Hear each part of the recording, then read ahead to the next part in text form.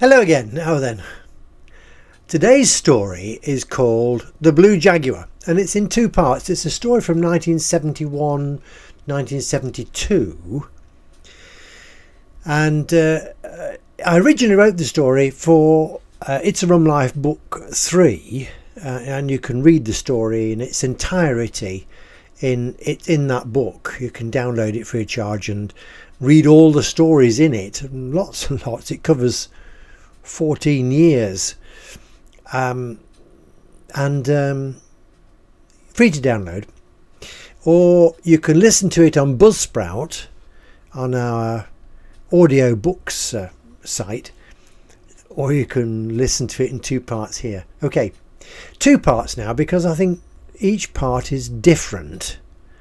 This first part is about a death in the family, and it tells you how I got the car and where it came from, a bit about it.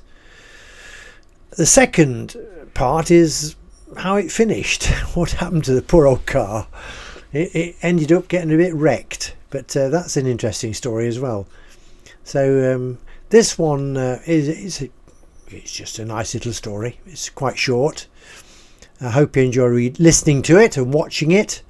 I say you can listen to it in different forms, and the links are at the end of the story, how to access the Buzzsprout site and also the books in their entirety. They're free to download, and you can fiddle around with them and open them up on your computer or phone or whatever, and read what you like, where you like. So there we are. It's a lovely car. This was my first Jaguar. Yeah, 1971. The car was somewhat older.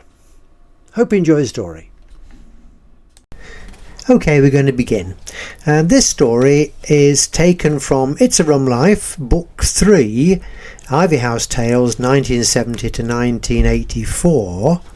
This story from about 1971, The Blue Jaguar. I had always set my heart on a Jaguar, the car, not the animal, and just out of the blue as it were, I was heading for home after a difficult day working for Firestone in the Peterborough area, and I was about to pass a garage right at the southern end of my patch when there on the forecourt in front of my eyes was a blue Mark 1 3.4 Jag saloon. I had to stop and have a look. It wasn't a garage I made regular calls on, but nevertheless we struck a good deal. I cannot remember today how much I paid exactly, but certainly not more than £150. Remember, this was 1971.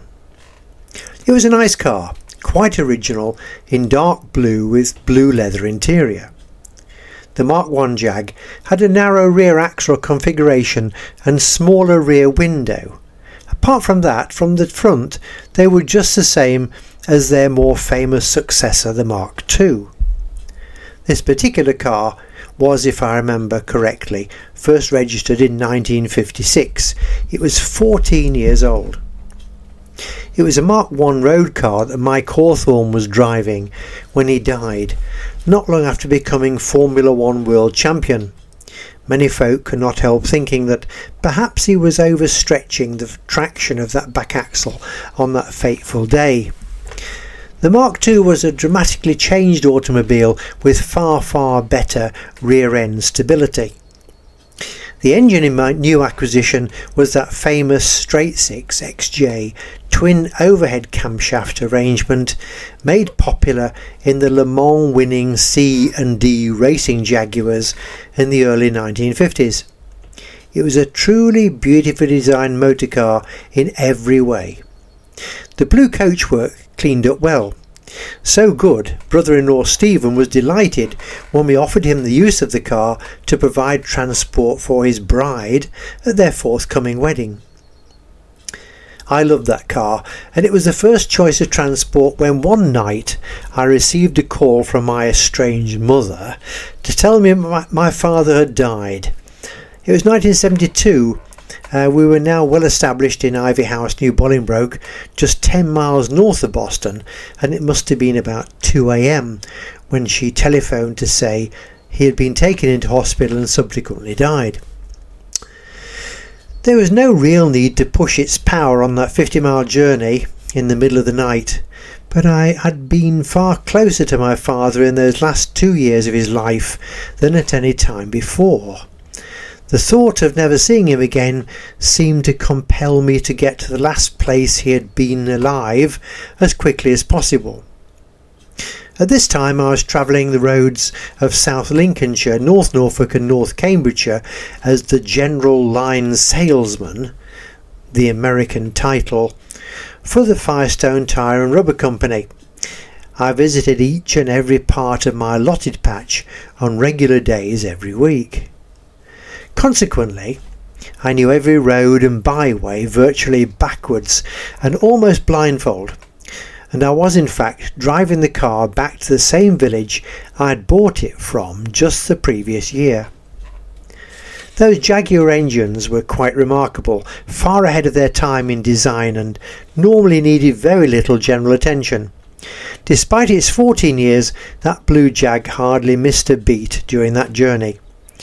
On arrival at the family home, it just had that uneasy, lumpy feel on tick-over that told me I'd overdone it. The end result was a chipped exhaust valve caused by too high revs on that long, straight road through Deeping St Nicholas. I don't know what I thought I could achieve by even getting there. There was just mother and grandmother in the house, so I think moral support was important. Jane, my sister, only lived down the road as it were in Peterborough and was soon on the scene. I'd not been speaking to mother for a year or two, and unbeknown to her, my father had recently been calling quite frequently at our home just north of Boston, as his official post office telephone business had taken him into our vicinity. He had an official driver and car provided at that time, as his ill health prevented him driving on official business. Was it fate taking a hand that had enabled him to call and see us in those last few weeks?